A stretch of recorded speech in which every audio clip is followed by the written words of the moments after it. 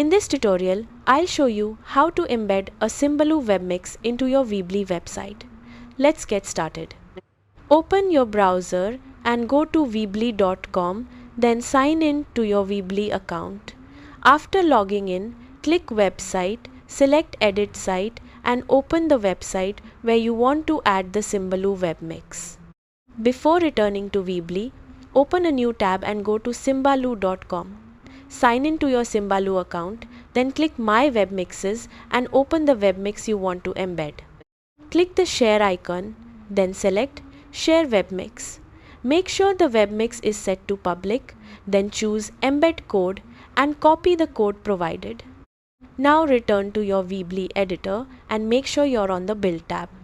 In the left panel, find the Embed Code element. If you don't see it, click Show All Elements to display the full list. Drag the Embed Code element onto your page where you want the Symbaloo webmix to appear. Click the element, choose Edit Custom HTML and paste the embed code you copied from Symbaloo. Once you've finished, save and publish your website. Your Symbaloo webmix will now be displayed on your Weebly page for visitors to browse. That's how to embed Symbaloo into your Weebly website. Thanks for watching.